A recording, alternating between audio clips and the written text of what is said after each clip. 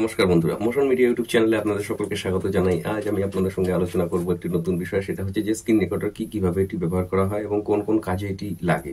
তো ভিডিওটি শুরু করার আগে আপনাদের কাছে একটি অনুরোধ রইল, যদি চ্যানেলটিতে নতুন হয়ে থাকেন তাহলে অবশ্যই লাইক এবং একটা সাবস্ক্রাইব করে যেতে ভুলবেন না, এবং যদি চ্যানেলটিতে পুরনো হয়ে থাকেন তাহলে ভিডিওটি শেষ পর্যন্ত দেখুন, অনেক কাজে লাগবে। চলুন ভিডিওটি আগে শুরু করা যাক।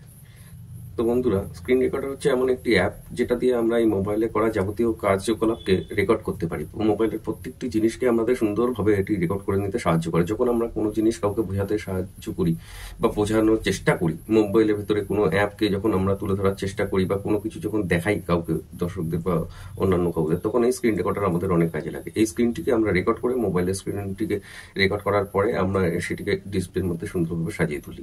তো এই স্ক্রিন রেকর্ডার জন্য আর কিছু করার দরকার নেই, শুধু আপনারা প্লে স্টোরে চলে যাবেন, প্লে স্টোরে গিয়ে স্ক্রিন রেকর্ডার লিখে টাইপ করে দেবেন, তাহলে দেখতে পাবেন আপনাদের সামনে এরকম অজস্র অ্যাপ এরকম খুলে চলে আসছে। তবে আমি পার্টিকুলার যেটি ব্যবহার করি সেটি হচ্ছে ভিডিও স্ক্রিন রেকর্ডার।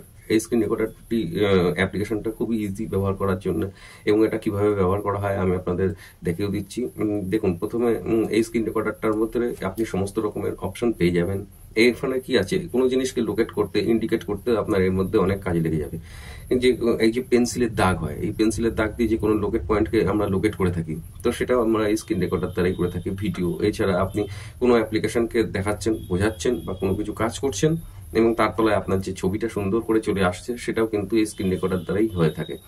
এছাড়া আপনার ফ্রন্ট ক্যামেরা, ব্যাক ক্যামেরা দুটোই এই রেকর্ডার দিয়ে কাজ হয়ে থাকে। কোনো অ্যাপ্লিকেশনের ভেতরে ঢুকেছেন, কিন্তু হ্যাঁ, এই স্ক্রিন রেকর্ডার সমস্ত ক্ষেত্রে রেকর্ডিং অবশ্যই করবে, কিন্তু ব্যাংকিং অ্যাপ্লিকেশনের ক্ষেত্রে কিন্তু কিছু কিছু ক্ষেত্রে স্ক্রিন রেকর্ডারটা রেকর্ডিং নাও হতে পারে। তার কারণ হচ্ছে যে ব্যাংকিং অ্যাপ্লিকেশনের ক্ষেত্রে নিয়ম হচ্ছে যে অনেক সময় প্রাইভেসি থাকে, তো সেই প্রাইভেসি যাতে প্রকাশের মধ্যে না আসে সেই জন্য ওই অ্যাপটাকে অনেক সময় অ্যাপের ভেতরেই দেওয়া থাকে যে স্ক্রিন রেকর্ডারটা অ্যাক্টিভ হবে না বা চলবে না। বা শুধুমাত্র ব্যাংকিং অ্যাপ্লিকেশনের ক্ষেত্রে কেন, আপনারা হয়তো শেয়ার ট্রেডিং করছেন, সেক্ষেত্রে অনেক সময় স্ক্রিন রেকর্ডার কিন্তু কাজ নাও করতে পারে কোনো অ্যাপ্লিকেশনের ভেতরে পার্টিকুলার।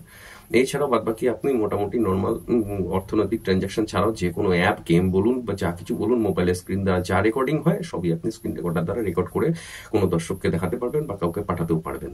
এই ছিল আজকের ভিডিও। তো ভালো লাগলে অবশ্যই একটা লাইক এবং সাবস্ক্রাইব করে দেবেন। ধন্যবাদ।